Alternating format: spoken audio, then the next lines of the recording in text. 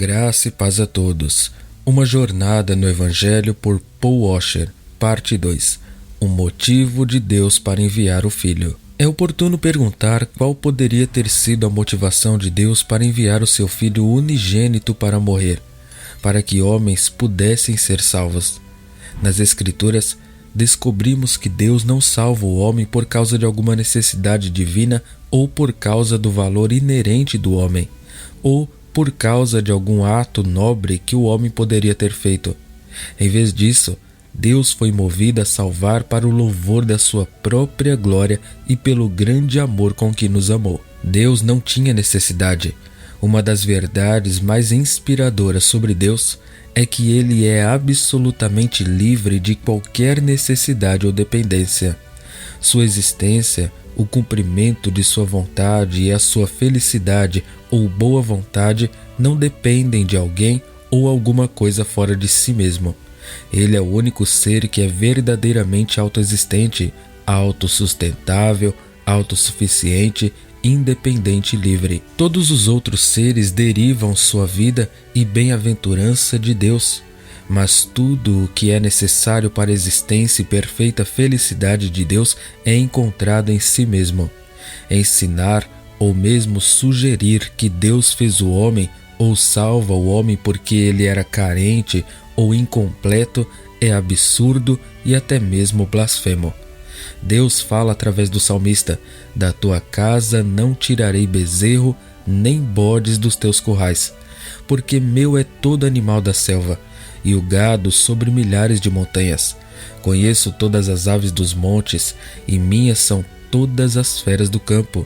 Se eu tivesse fome, não tu diria, pois meu é o mundo e toda a sua plenitude. Salmo 50, versos 9 a 12. O apóstolo Paulo escreve: o Deus que fez o mundo e tudo que nele há, sendo o Senhor do céu e da terra, não habita em templos feitos por mãos de homens, nem tampouco é servido por mãos de homens, como que necessitando de alguma coisa, pois ele mesmo é quem dá a todos a vida e a respiração e todas as coisas. Atos 17, 24 e 25. Charles Rhodes escreve: de acordo com as Escrituras, Deus é autossuficiente. Ele não precisa de nada fora de si mesmo para seu próprio bem-estar ou felicidade. Em todos os aspectos, ele é independente de suas criaturas. Aidan Wilson Tozer, em seu livro The Knowledge of the Holy, O Conhecimento do Santo, escreve: se todos os seres humanos de repente tornassem-se cegos, ainda assim o sol brilharia durante o dia e as estrelas à noite, pois estes não devem nada aos milhões que se beneficiam de sua luz. Assim, se cada homem na terra se tornasse ateu, isso não afetaria Deus de forma alguma. Ele é o que ele é em si mesmo, sem consideração de qualquer outro. Crer nele não acrescenta nada às suas perfeições. Duvidar dele não o diminui em nada. O homem não tinha mérito. Uma das verdades mais humilhantes sobre o homem é que ele é absolutamente desprovido de virtude ou mérito. De acordo com as Escrituras, a imagem de Deus no homem foi seriamente desfigurada e a corrupção moral contaminou todo o seu ser. Corpo, conforme Romanos 6, razão, conforme Romanos 1 e 21, 2 Coríntios 3, 14 e 15, 2 Coríntios 4 e 4, Efésios 4, 17 a 19, também as suas emoções, Romanos 1, 26 e 27, Gálatas 5, 24 e 2 Timóteo 3, 2 a 4. Também a sua vontade, conforme Romanos 6, 17 e Romanos 7, 14 e 15. Todos os homens nascem com uma grande tendência ou inclinação para o pecado e são capazes do maior mal, dos crimes mais indizíveis e das perversões mais vergonhosas. Tudo que os homens fazem é contaminado por sua própria corrupção moral, e o pecado impregna até mesmo seus atos mais heróicos e altruístas. Isaías 64, 6 diz: mas todos nós somos como o imundo, e todas as nossas justiças como o trapo da imundícia, e todos nós caímos como a folha, e as nossas culpas como um vento nos arrebatam. As Escrituras também ensinam que as ações do homem não são movidas por qualquer amor por Deus ou qualquer desejo de obedecer aos seus mandamentos. O homem não ama a Deus de um modo digno nem de acordo com os comandos da lei. Deuteronômio 6, 4 e 5 diz: Ouve, Israel, o Senhor nosso Deus é o único Senhor. Amarás, pois, o Senhor teu Deus de todo o teu coração e de toda a tua alma e de todo o teu poder. Mateus 22, 37. E Jesus disse-lhe: Amarás o Senhor teu Deus de todo o teu coração e de toda a tua alma e de todo o teu pensamento.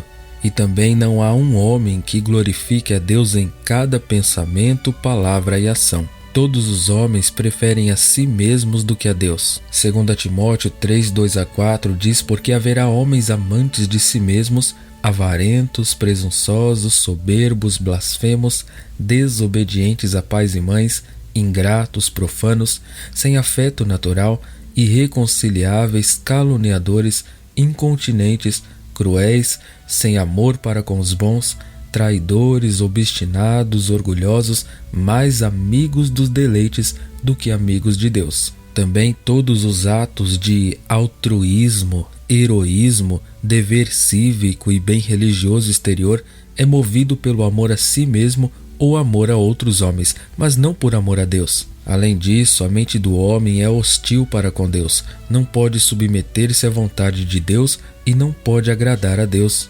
Romanos 8, 7 e 8.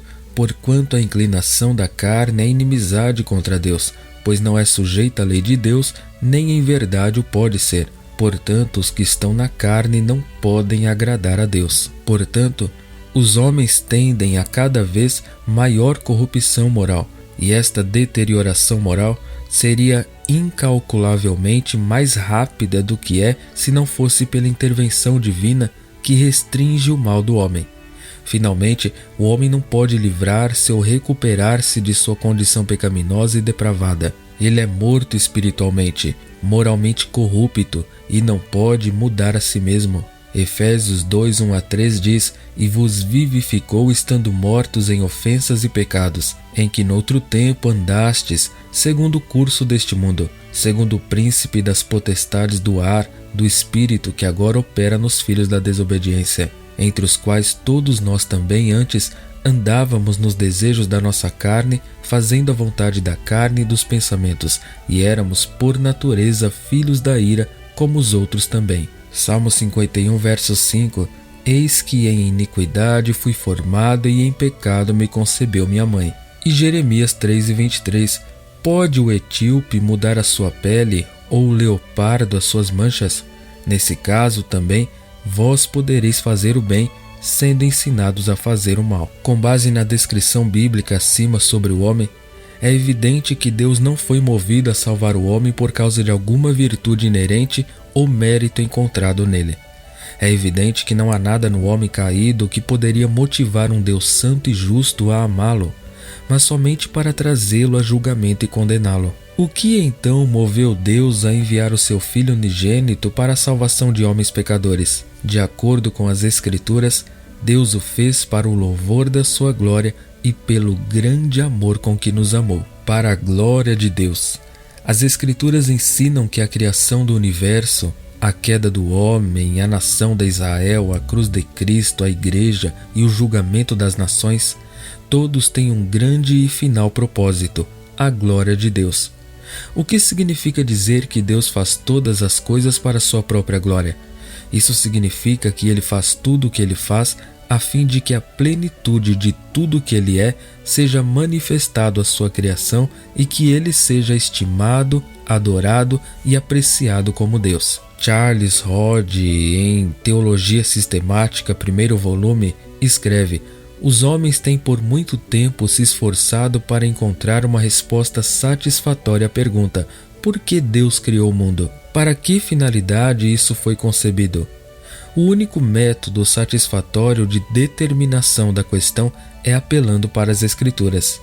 Ali é explicitamente ensinado que a glória de Deus, a manifestação de suas perfeições, é a finalidade última de todas as suas obras. Teologia Sistemática, página 565 e 567. Jonathan Edwards, em seu livro Obras, volume 1, página 119, escreve: Assim, vemos aquela grande finalidade das obras de Deus, que é tão variadamente expressa na Escritura, é de fato apenas uma: e esta finalidade é mais adequada e abrangentemente chamada a glória de Deus. Mais uma vez, Jonathan Edwards, na página 111 do livro Obras, escreve: assim é evidente que a glória de Deus é a finalidade última da obra da redenção. Deus deve buscar a sua própria glória? É frequentemente perguntado, mesmo por cristãos sinceros, se é ou não é correto para Deus agir visando a sua própria glória. Para responder a essa pergunta, precisamos apenas considerar quem é Deus. De acordo com a Escritura, Ele é infinitamente maior do que toda a sua criação reunida. Portanto, não é apenas o direito, mas é necessário que Ele tome o lugar mais alto e faça da sua glória a grande razão ou finalidade principal de tudo o que Ele faz. É certo para Ele tomar o centro do palco e realizar todas as coisas para que sua glória, isto é, a plenitude de quem Ele é, seja conhecida por todos, com o fim de que Ele seja glorificado, isto é, estimado e adorado acima de tudo. Para Ele, evitar tal preeminência seria negar que Ele é Deus. Para qualquer um que não seja Deus, buscar tal preeminência seria a forma mais grosseira de idolatria. Thomas Boston, em seu livro Obras, volume 1, página 11, escreve: cada agente racional propõe-se um fim ao agir, e o mais perfeito, o fim mais elevado. Ora, Deus é o ser perfeitíssimo e sua glória a finalidade mais nobre. Archibald Alexander Hodge, em seu livro Outlines of Theology, Esboços de Teologia, na página 245, escreve: uma vez que o próprio Deus é infinitamente mais digno do que a soma de todas as criaturas, segue-se que a manifestação de sua própria excelência é o maior e mais digno fim concebível. Charles Spurgeon escreveu: Deus deve ter um motivo mais elevado, e não pode haver maior motivo concebível que a sua própria glória. O bem de suas criaturas Ele considera cuidadosamente, mas mesmo o bem de suas criaturas é apenas um meio para o fim principal, a promoção da sua glória. Todas as coisas existem então para seu prazer, e para sua glória elas diariamente trabalham. Eis um trecho da carta de Robert Haldane, dirigida em 1824 ao Sr. Chenevier, o bem conhecido professor de teologia em Genebra. Não havia nada trazido à consideração dos estudantes de teologia, os quais me assistiram em Genebra, que pareceu contribuir tão eficazmente para a derrubada de seu falso sistema de religião fundado sobre filosofia e vãs sutilezas, como a visão sublime da majestade de Deus apresentada nos 4 versos finais desta parte da epístola, ou seja, Romanos 11, 33 a 36. Dele e por Ele e para Ele são todas as coisas. Aqui, Deus é descrito como seu próprio fim último em tudo o que Ele faz. Considerando Deus como alguém tal como eles mesmos, eles, ou seja, os alunos, ficaram, a princípio, primeiramente assustados com a ideia de que Ele deve amar a si mesmo supremamente, infinitamente mais do que todo o universo e, consequentemente, deve preferir sua própria glória a todo mais. Mas quando eles foram lembrados que Deus, na realidade, é infinitamente mais amável e mais valioso do que toda a criação, e que, consequentemente, se Ele vê as coisas como elas realmente são, Ele deve considerar-se infinitamente digno de ser mais valorizado e amado, viram que esta verdade era incontestável. Sua atenção foi ao mesmo tempo direcionada para numerosas passagens da Escritura que afirmam que a manifestação da glória de Deus é a grande finalidade da criação que Ele tem principalmente em vista em todas as suas obras e dispensações, e que este é um propósito que o leva a exigir que todas as suas criaturas racionais devam concordar e buscar e promovê-lo como seu primeiro e mais importante dever. Passagens para esse efeito, tanto no Antigo e Novo Testamento, excedem em número aquelas passagens com as quais estão cientes os que examinam este assunto. Continuemos. A glória de Deus e o bem da criatura. É extremamente importante compreender que Deus não busca sua própria glória à parte do bem maior de suas criaturas. Na verdade, O maior bem que Deus poderia realizar para suas criaturas e a maior bondade que Ele alguma vez poderia mostrar-lhes é glorificar a si mesmo, para dirigir todas as coisas e operar em todas as coisas para que a plenitude de tudo o que Ele é seja exibido diante deles. Se Deus é de valor, esplendor e beleza infinitos, então segue-se que o mais valioso, o mais esplêndido e mais belo dom que Ele alguma vez poderia dar às suas criaturas é a mais plena revelação de si mesmo. Louis Berkhof escreve: ao buscar a autoexpressão para a glória do seu nome, Deus não desconsidera o bem-estar, o bem maior de outros, antes os promove.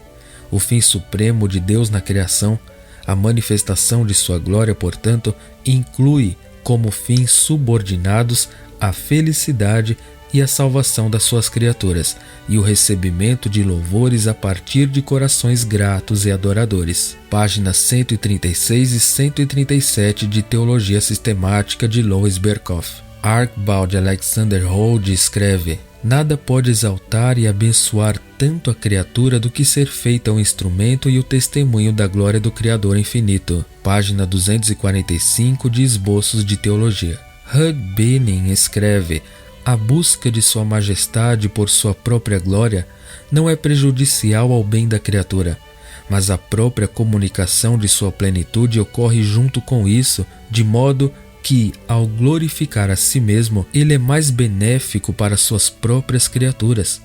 Nosso bendito Senhor deve, então, fazer mais para nosso benefício quando Ele faz tudo para sua própria glória. Ó bendito auto-interesse que nos deu um ser e bem-estar, que não faz nenhuma vantagem disso, mas dá vantagem. Ele tem a honra de tudo, mas nós temos o benefício de tudo. Página 4 do livro Obras, de Archibald Alexander Holt. Charles Spurgeon escreve: o fim principal do homem é glorificar a Deus e desfrutá-lo.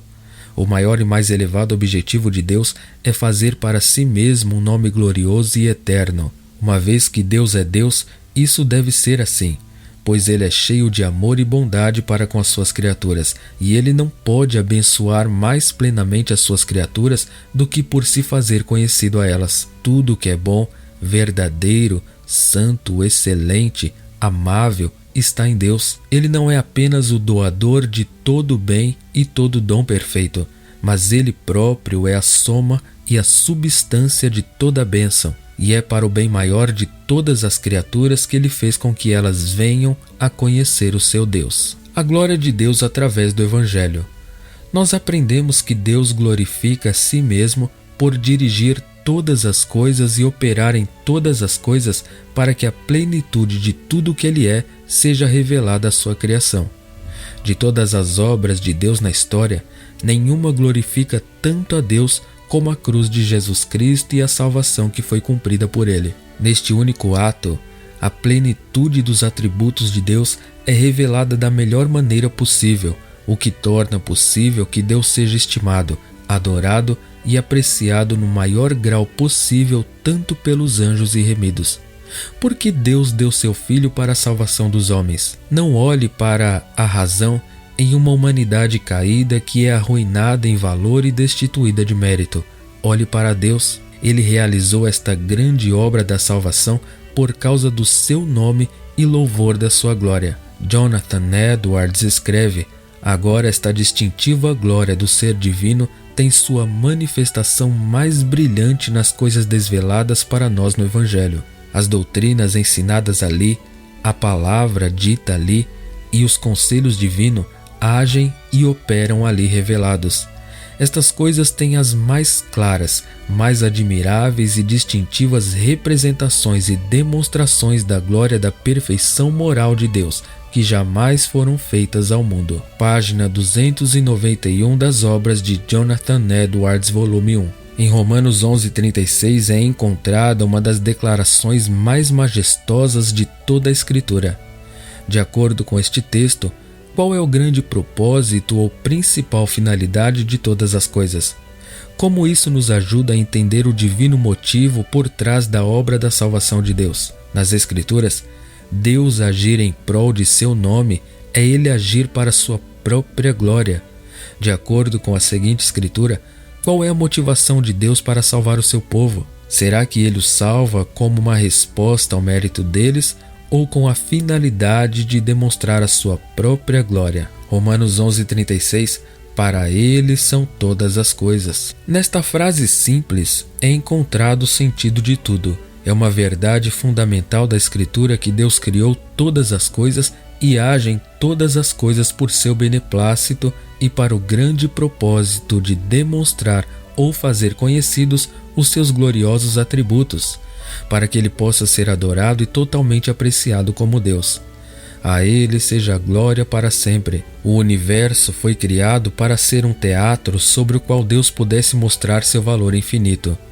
Portanto, a única resposta apropriada é estimar o valor de Deus acima de todas as coisas, atribuir somente a ele a mais alta honra, adoração e louvor, e, finalmente, encontrar a nossa alegria e satisfação única e completamente nele. No estudo de teologia, há uma frase em latim muito importante usada para descrever esta verdade: soli Deo gloria, que traduzida é somente a Deus seja a glória. Amém é uma afirmação simples, ainda assim poderosa, que pode ser traduzida como assim é, assim seja ou que isso seja cumprido.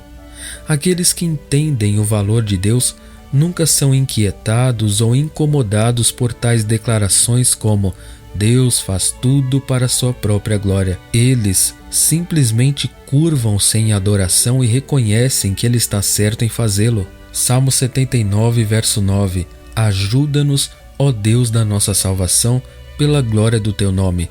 Perdoa os nossos pecados por amor do Teu nome. Homens indignos e pecadores não têm nenhuma base para o seu pedido de salvação, exceto que Deus pode fazê-lo por sua própria glória. João Calvino escreve: eles, ou seja, Israel, testemunham que eles não trazem nada propriamente seu para influenciá-lo a ter misericórdia deles, e que o único fundamento que eles apresentam diante dele é a sua própria glória.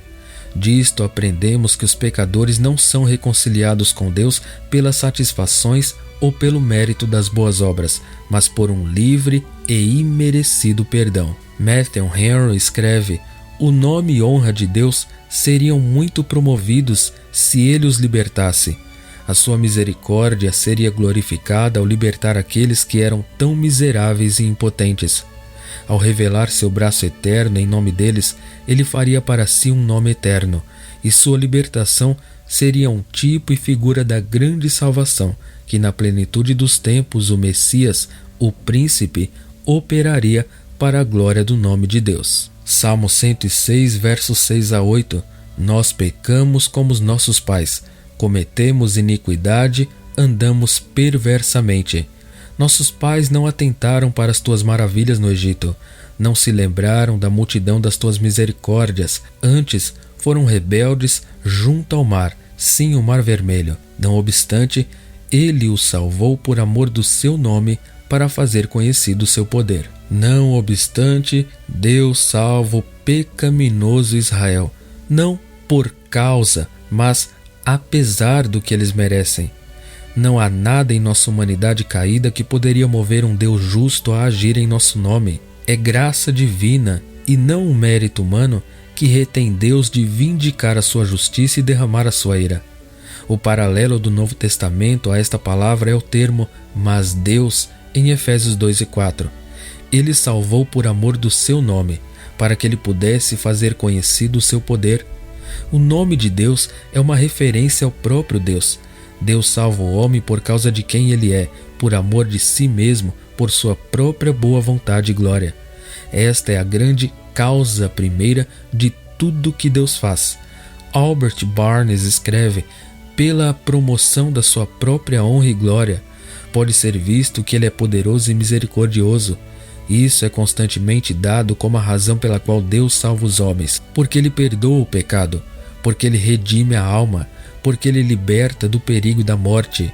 Essa é a maior razão que pode ser atribuída ao perdão e salvação de pecadores. John Gill escreve: e assim o Israel espiritual de Deus é salvo, não pelas excelências superiores neles, pois eles não são mais sábios do que outros, nem por causa da sua retidão, mas para mostrar a sabedoria e fidelidade de Deus, sua graça e misericórdia, sua justiça e santidade, poder, bondade e verdade. Página 159 da obra Exposição do Antigo e Novo Testamentos de John Gill. Isaías 48:9 diz: por amor do meu nome retardarei a minha ira.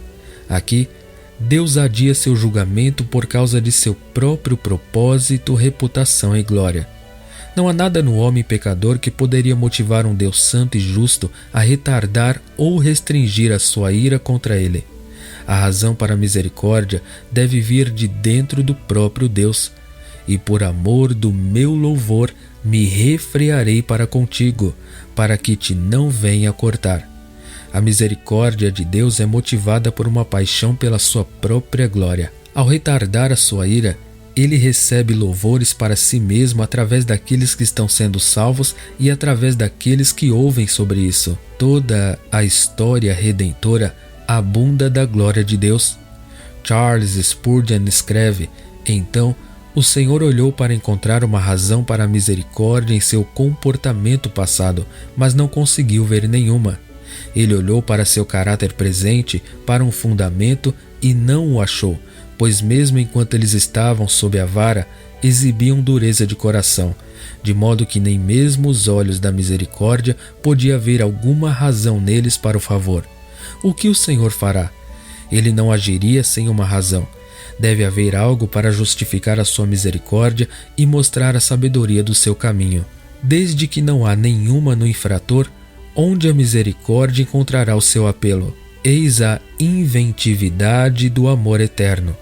O Senhor volta-se para si mesmo e dentro de si mesmo encontra uma razão para sua graça. Isaías 63:12.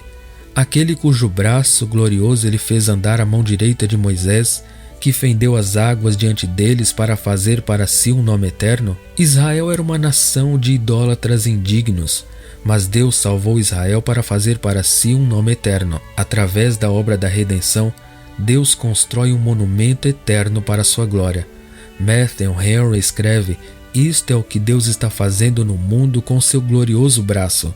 Ele está fazendo para si mesmo um nome glorioso, e este durará por eras sem fim, quando os nomes mais célebres dos grandes da terra estarão escritos no pó. Charles Spurgeon escreve: agora, como Deus obteve para si mesmo um grande nome no Mar Vermelho, ele tem obtido muito mais pelas grandes obras de salvação no dom de Jesus.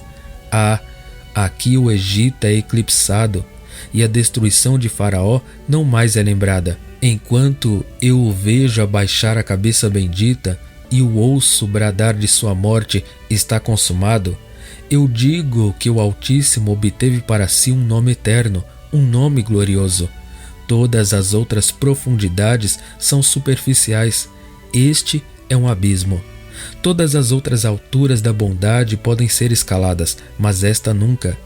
Empilhe os Andes sobre o Pelion, os Alpes sobre os Alpes, o Matterhorn sobre o Mont Blanc e os Andes sobre Himalaias. Todos não são grandes o suficiente para serem um símbolo de seu amor. O Filho de Deus encarnado, condenado, o Filho de Deus morto, o Filho de Deus na sepultura, e tudo isso por nós. Verdadeiramente, ele fez para si mesmo um nome glorioso. Jeremias 14:7, posto que as nossas maldades testificam contra nós. Charles Spurgeon escreve: você é obrigado a confessar que há 10.000 razões pelas quais Deus não deve abster-se de sua ira e por quais razões esmagadoras ele deve lançar você fora. Mas você não consegue encontrar sequer um único argumento pelo qual ele deve ter o prazer de poupar e salvar você. Todo homem que é realmente trazido a Cristo é primeiramente despido de tudo que ele estabeleceu como dependência, como fundamento de esperança, e feito ver nele mesmo a culpa merecedora de condenação e rebelião que exige punição. Mas não há nenhuma qualidade que possa mover a simpatia divina ou segurança por sua própria excelência com relação a Deus. Em nós, por natureza, não há belezas de caráter, nem encantos da virtude, ou amabilidade de conduta que conquiste o coração do Todo-Poderoso. Ó Senhor, age por amor do teu nome, porque as nossas rebeldias se multiplicaram, contra ti pecamos. Não tendo encontrado nada em seu povo para mover Deus à misericórdia, o profeta Jeremias suplica a Deus que salve, apesar deles e por amor do seu nome. João Calvino escreve: o profeta toma como certo que só havia um remédio, que Deus salvará o seu povo por amor de seu próprio nome, como se ele dissesse: em nós mesmos nada encontramos senão razões para condenação. Busca então em ti mesmo uma razão para perdoar-nos, pois enquanto tu nos observas, tu deves necessariamente nos odiar e ser assim um juiz rígido. Cesse, pois, de procurar alguma coisa em nós ou de chamar-nos para uma consideração, mas busca em ti mesmo um motivo para salvar-nos. Ezequiel 36, 22 e 23. Dize, portanto, à casa de Israel: assim diz o Senhor Deus: não é por respeito a vós que eu faço isto, ó casa de Israel, mas pelo meu santo nome que profanastes entre as nações para onde fostes, e eu santificarei o meu grande nome que foi profanado entre os gentios. O povo de Israel precisava entender por que eles estavam sendo libertos. Deus não estava salvando-os por causa do mérito ou virtude deles, mas apesar de não terem nenhum dos dois. Este é um grande desencorajamento para o orgulho. Matthew Henry escreve: as razões para a misericórdia de Deus são todas buscadas dentro dele mesmo. Ele retirará o seu povo da Babilônia não por causa deles, mas por causa de seu próprio nome. Este texto é um lembrete importante que a obra salvadora de Deus em nosso favor foi por causa dele e apesar de nós. O nosso caráter e ações somente poderiam levar um Deus santo a afastar-se e um Deus justo a condenar. Mas Deus nos salvou de modo que seus gloriosos atributos podem ser revelados e que seu nome seja feito grande entre as nações. Amém.